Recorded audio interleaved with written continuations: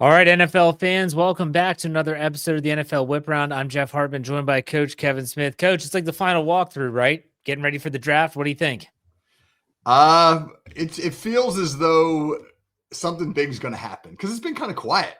Right? I Yeah. feel like this has been a quiet draft season, and so maybe we're going to have some fireworks on Thursday night. It's been weird. It's been crazy. I think that the optics around this draft class have been very, I don't know, kind of roller coaster esque in terms of you think about someone like Shador Sanders and his stock rising, his stock falling. You talk about the draft class in and of itself, which everyone says super top heavy. After rounds 3, you're not going to get a lot of quality players. I don't know. It's going to be interesting how Thursday plays out. So let's start this and let's go with who do you think is the most compelling or interesting player in this draft? That's a difficult question based on all the positions and different players. To you, who is the most interesting player? Well, I think the intrigue surrounding Travis Hunter makes him a fascinating prospect, and that intrigue in particular involves both A, where's he going to go, and then B, what are they going to allow him to do if he goes there? I don't know if where he lands will be a factor in whether he plays both ways or not, but it might. Like if he, let's say the Browns take him at number 2 Yeah. and he winds up in the AFC North. That is a physical division where if he's going to play both sides of the ball, you put him on defense and here come the Steelers and the Ravens trying to run the ball down your throat and making him tackle. And then you got to flip over and go play wide receiver against physical press corners and things like that. I wonder if that lessens the odds that he gets lots of reps on both sides of the ball versus if he went to a division that maybe had a different style of play. So I think he is fascinating for both who he is, what he can do, and where he might ultimately wind up. I think Travis Hunter is a great answer. I agree with you. I saw John Harbaugh, the head coach of the Baltimore Ravens, recently came out and said that he doesn't think it's possible at the NFL level for a player to play both sides of the football and do it well. He said there's just not enough time to learn the defense and the offense and all the intricacies there on both sides of the ball. I'm going to go on offense though, and this is only an offensive player. I'm absolutely fascinated by Ashton Genty and where he's going to be drafted. There are people that have him being a top 10 pick. Then have people that have him being a late round 1 pick. This to me stems back to a conversation we had on the podcast. I think it was last week about the value of running back, the evaluation of the position. And this is such a deep class of running backs. I'm really curious as a whole, what is this class going to look like? How many players go in round 1? How many go on day 2? Coach, I'm really interested about Ashton Genty. I know if you look at some mock drafts, like there's some people that have him drafted as high as 6 to the Las Vegas Raiders, which that's incredible. When you think about it, it just hasn't been the norm. What are your thoughts on that? I love him. I love his fit with the Raiders. I know they need help on defense, and they're playing in a division where you've got Mahomes and Justin Herbert and Bo Nix at quarterback, so you got to bolster your defense. But I think I said this on last week's show, man.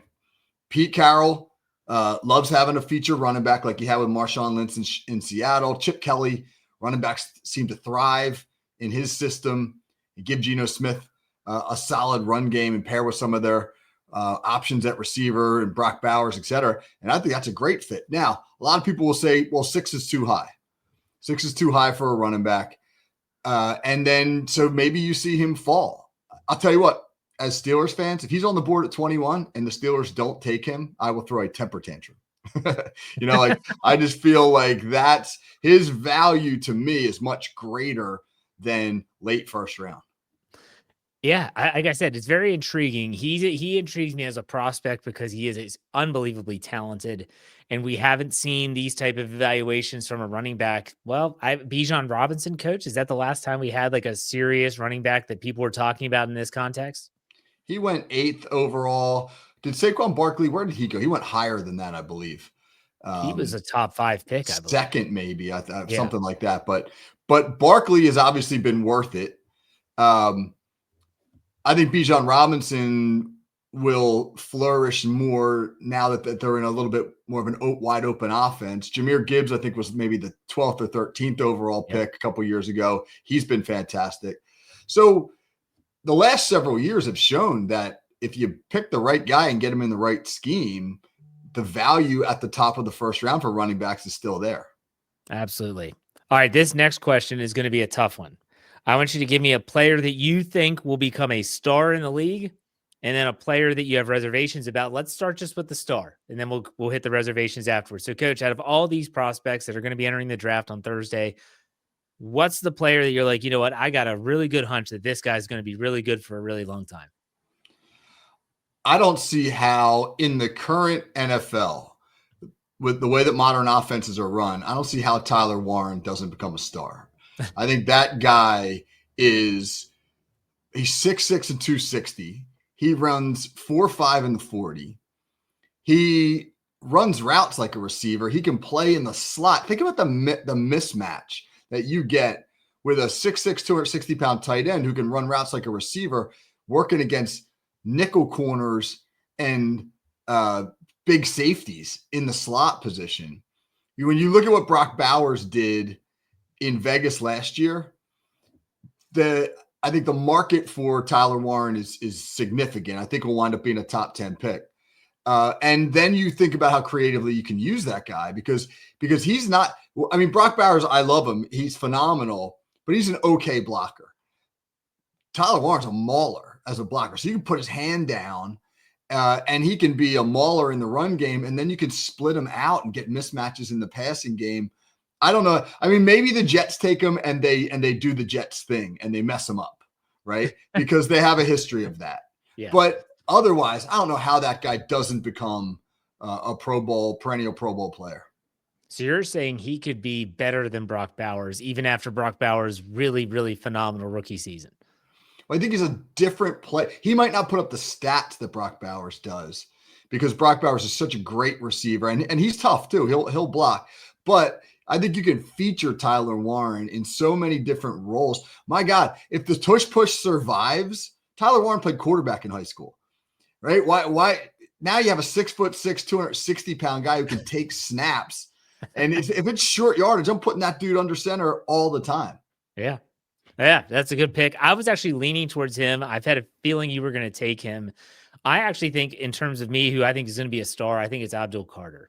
And he honestly has not, in my opinion, been talked about a lot because of the injury, and he wasn't able to perform at the combine, and everything's been kind of hush-hush. A lot of people are expecting him to go to New York with the third pick, unless they shock everyone and take a Shedeur Sanders type. But this guy would, and I knew he was going to be a top 5 pick. And so I, as a Steeler fan, didn't really do much homework on, but I recently looked and researched him. This guy can be a game wrecker. And I think he could be really good for a really long time. The Giants don't necessarily have the best pass rush, although they did take Thibodeau was that last season or 2 years ago? I can't remember. So they've invested in their pass rush. I think he's going to be phenomenal. What are your thoughts on him? Yeah, I love him. He is a prototypical modern NFL edge rusher in that Micah Parsons mold, Penn State guy like Micah Parsons.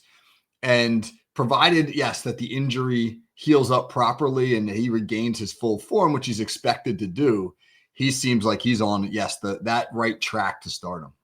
All right, so let's go to the other side of the coin. Now, a player that is entering the draft that you have, for some reason, reservations about. Who you got? I have every quarterback in the draft. I don't think there's a single quarterback in this draft, including Cam Ward, who I would confidently say that guy's getting a second contract with the team that drafts them. That guy's going to be their franchise guy. There's no Jaden Daniels in this draft. There's nobody who, when you look at their body of work in college, you immediately say, boy, this translates wonderfully to the NFL. First of all, they've all, other than Jalen Milroe, they've all been at multiple stops, at multiple colleges. And that can be both good and bad. You know, they've had to adapt to a bunch of different circumstances. They've learned a bunch of different systems, but what have they really gotten great at? I don't know the answer to that question. I mean, Cam Ward seems to be the most developed of all of them, but there's significant questions about Sanders and Dart and whether or not Will Howard is a legit starter in the NFL and whether or not Jalen Milroe's game will translate. Can he read a defense? I don't feel confident that any of these guys will be franchise quarterbacks. So this is great. I was going to say a quarterback too. So this is fine. Well, we're just going to roll with it. Give me your top 5 quarterback rankings from this class that you like, just you personally, not what anyone else might think. How do you rank them out 1 through 5? Well, I think Ward is the most developed guy. Let me caveat this: if you need a guy to step in and play now, I don't really like any of them. But developmentally, I think that if you get these guys into the right system, there's several guys that could be starters down the road. So I'll start with Ward. I think he's the guy I like the best.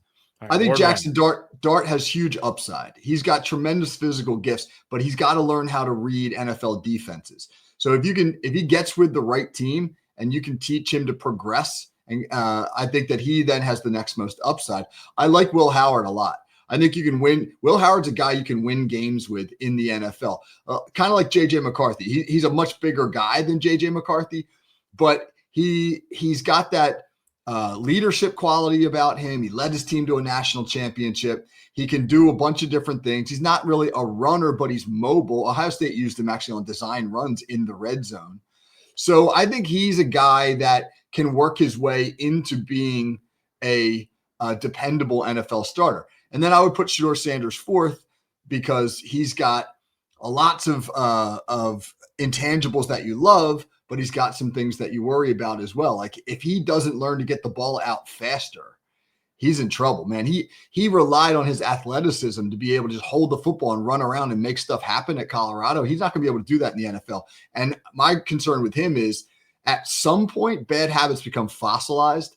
And is he too far along to fix? How quickly can you fix him? Yeah. And then, take your pick, man, whoever's next. So whoever's next is like your Jalen Milrose, your Kyle McCord, your Quinn Ewers. I'm forgetting. So Tyler Shuck is in there as well. So to me, you're saying that the rest of them, just put them all together. There's huge deficiencies with all their game. I think so. There's Milroe has got going to really struggle to read defenses. Tyler Shuck makes a lot of bad decisions. He's a gunslinger kind of guy.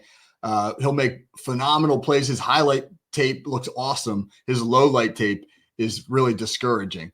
I like Quinn Ewers, but I think that there'll be maybe some questions about, does he have an NFL caliber arm? His mechanics are going to have to be great for him to be great. So yeah, I think that there are question marks about all those other guys that are enough that I wouldn't spend anything higher than a 3rd round pick on any of them. Okay, that's incredible. Even Cam Ward? No. The rest of the field, so to speak. Now, let me ask you this quick question before we move on to the next topic. I'm enamored with quarterbacks, always have been. If Cam Ward was in last year's class, so this is the class with Jaden Daniels, Drake May, Bo Nix, et cetera, where do you think he would rank in that group?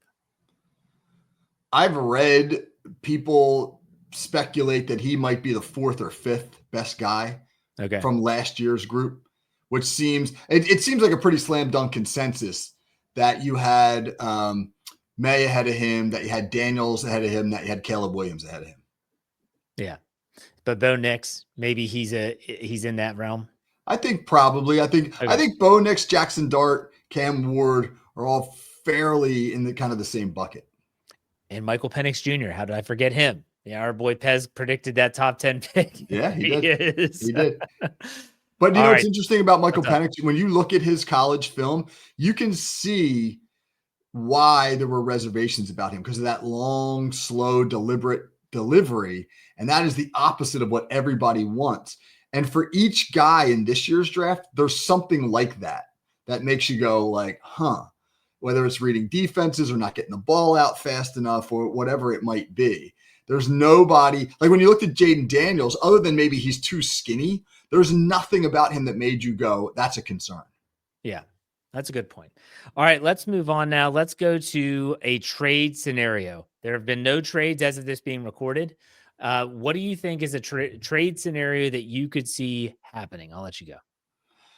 Well, I think this is not major, fairly minor move, but I think you could see Tennessee look to move Will Levis if they're going to take Cam Ward. Why have Will Levis sit behind Cam Ward when you could probably move him for some additional draft capital and then maybe bring in a veteran to be that backup and more of a mentor. Will Levis is not going to be a mentor to Cam Ward. He's going to be competition for him. I think Jalen Ramsey's name is out there right now, being on the trade block again. He's the guy that could get moved. But I'll throw one out here, Jeff.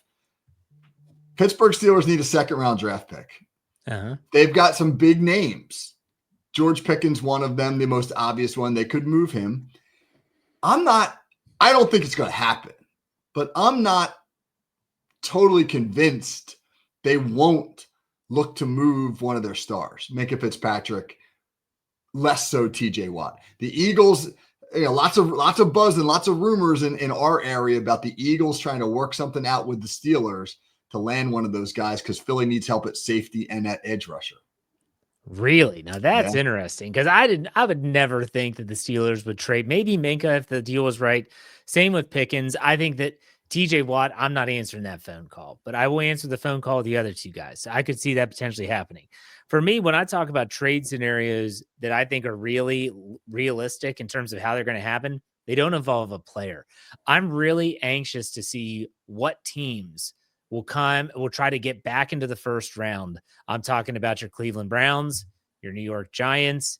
You could even throw in the Saints. They're picking at 9. Would they want to get back into the first round to try and draft a quarterback? So most will say, like as we talked about those quarterbacks, that really a lot of them are not first round talents. So will they take another position? Like, will the Browns take Travis Hunter at 2? And then will they try to jump back into the first round? And what are they going to give up? And a lot of people have already been talking about they want to get ahead of the Steelers, thinking that Pittsburgh's going to draft a quarterback at pick 21. So it's not that they might be trying to trade with Pittsburgh, but trade ahead of Pittsburgh.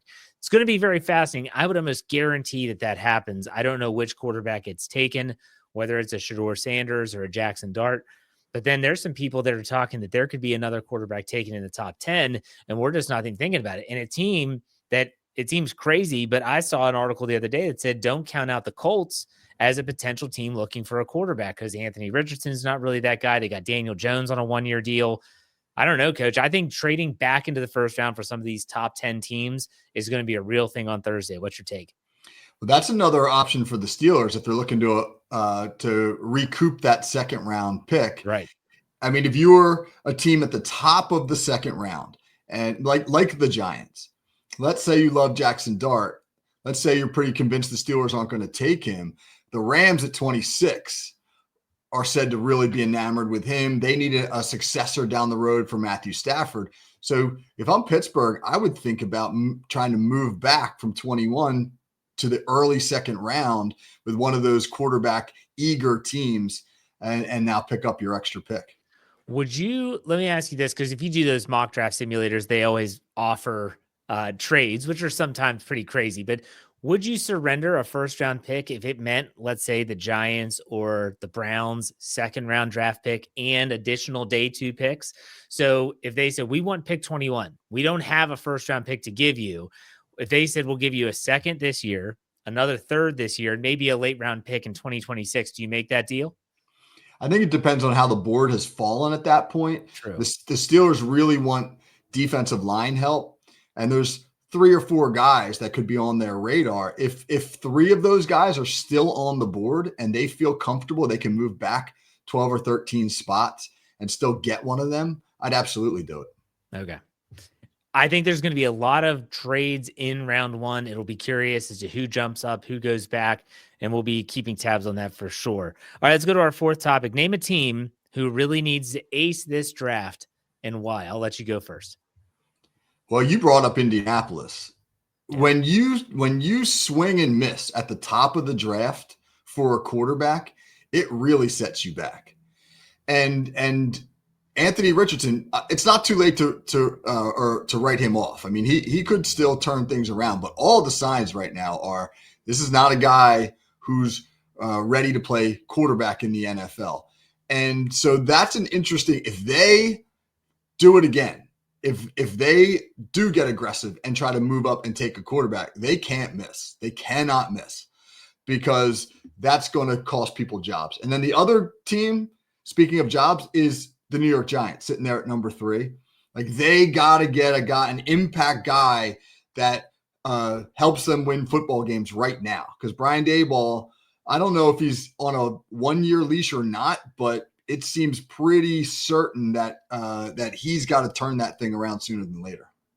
I see, I think when I look at the list of teams, I'm like, okay, who needs to ace this? I'm looking at quarterbacks or not quarterbacks. I'm looking at quarterback situations, but also head coaching candidates that might be on the hot seat. I wouldn't put the Raiders, who just hired Pete Carroll, on that list. They're clearly not going to move off of him. Kevin Stefanski and the Browns come to mind because what are they going to do? You have the second pick in the NFL draft, and I believe they have the first pick in round 2. So what are you going to do if you take Travis Hunter? Is he a type of player that's going to transcend the game in terms of getting you wins? Are they going to go get a quarterback? If so, what does that look like? I just feel like for Stefanski and his future in Cleveland, man, they got to get it right because they've gotten it wrong way more than they've gotten it right. And that's during his tenure too. I know it's your buddy. I don't mean to talk bad about it. I would entertain offers if I were the Browns for that second pick. Let's say that they don't want to take Travis Hunter or that they feel like he's not our guy. Right. There's going to be suitors for him. Maybe it's just New England at number 4 who thinks, hey, we want to get in front of the Giants. Maybe you're only going back a couple spots. But at the top of the draft, you move back at all, it's valuable. You're going to get pretty good resources in return for that. If you're Cleveland and you really like one of those second-tier quarterbacks, whether it's Milroe or Dart or whomever, right? I would seriously think about moving back in the first round if I could, because in the top 6 or 7, there's a lot of really good football players who are going to make an immediate impact for you. So if you can grab one of those guys and acquire some later assets and then maybe use those assets to move back up again and get your quarterback, I think that's a smart move. The question is Travis Hunter a generational talent in your opinion? I think so. Yeah, I really do. I think that Travis Hunter has the opportunity to be one of the most unique football players that we've seen in the NFL this century.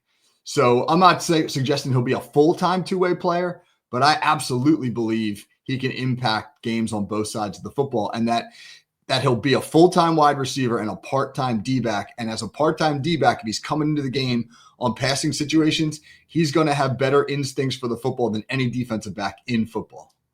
So this then ties in with the discussion about the Browns. How can you pass on that guy? How could you trade that pick if you think he's that type of player? And maybe if it is Joe Flacco or Kenny Pickett throwing him passes, he's going to make them better. And maybe you get your quarterback in 2026. There is something to say about that, don't you think? Yeah, 100%. And Andrew Berry, the Browns GM, has been gushing about Travis Hunter in recent weeks. So there's a decent chance that they'll stand pat and take him. But I still think you have to listen to offers. Somebody might blow you away, and you might jump at it. All right, let's go to our 5th topic here. I want you to predict the top 3 picks. I have a feeling we might have the same pick, so this could be a quick segment. But Coach, what is your prediction for the top 3 picks? We're talking about the Tennessee Titans, the Cleveland Browns at 2, and the New York Giants at 3. All right, I think I'm going to guess that we have the same picks, but yes, let's see. So Cam Ward, that's the worst kept secret in the draft, right? Yeah. He's going to the Titans at number 1. I think the Browns are taking Travis Hunter. I agree. At number 2, and I think the Giants are taking Abdul Carter at number 3. There you go, 3 for 3. Boom, nailed it. You want to speculate on number 4 since we're in agreement on the first 3? New England's at number 4. They need help in a lot of areas. I don't know. What are you thinking?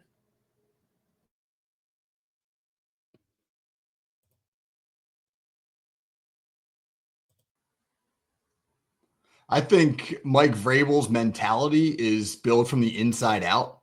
So I think that they'll probably take an offensive lineman. I mean, Will Campbell from LSU is the guy that they say they really like. And if you're picking up 4 and Travis Hunter and Abdul Carter are both gone, then it frees you up to take whatever lineman you like best. And I think Campbell's probably that guy. That's who I was thinking, to be completely honest with you, when I look at the board and everything. And it's definitely going to be someone probably on the offensive front because, well, they need to protect their quarterback. And they struggled with that last year for sure. Yeah. All right, let's finish this up with a player profile, something we always do here on the program. And, this weekend was his birthday. And I saw this on Twitter and I said, is there a reason not to talk about Troy Polamalu for any reason? And I think that this is good with the draft because, well, the Steelers in 2003 traded up to get him. I think they traded with the Kansas City Chiefs. Coach, what do you want to say about TP43, Troy Polamalu? I only own one Pittsburgh Steelers jersey, and it is Troy Polamalu 43. It's actually a gold Steelers jersey. Nice. Troy Polamalu 43.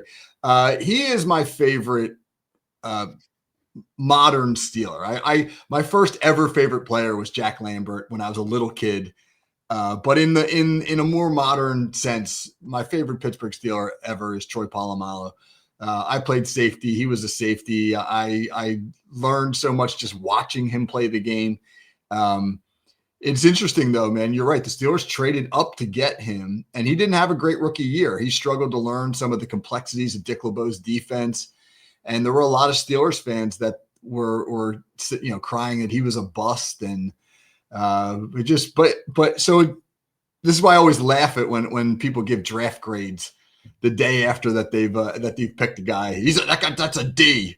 The dude hasn't even been doing OTA practice yet, and they're giving him a D. Like Troy Polamalu took a year, and if you were grading that pick after his first year, you probably would give it a D. But as he got more comfortable with the defense, and as Dick LeBeau figured out how best to put his unique skill set to work, he became Hall of Fame player, man. So yeah, got to have some patience sometimes. It is a cautionary tale for fans heading into the draft that I hate the word bust. You can use that after their rookie contract, or if they don't even see the end of their rookie contract, absolutely use it. But after 1 year, no, 2003 fans were livid. We traded up to get this guy, and all he is a special teamer. Are you kidding me? I get it. There were frustrations there. And when you read books like Jim Wexell's book, Polamalu, which was phenomenal, they talked about how Troy Polamalu himself, was unbelievably frustrated with his inability to kind of grasp those concepts and to be out there and understand everything. But by 2004, then they started to see it. It literally just took 1 year for him to kind of get comfortable. And some people say it's when he let his hair down. That's when he undid the hair, and his Polynesian culture came through. But it'll be interesting. But keep that in the back of your mind as your team makes a selection this year. Sometimes it takes a little bit of time, and that's okay. But Coach, I want to give you an opportunity to plug what you have coming up for the Call Sheet Daily this week. Yeah, Monday's show is on a favorite topic of mine, the Man in the Arena speech by Theodore Roosevelt. This week is the anniversary of him delivering that speech way back in 1910.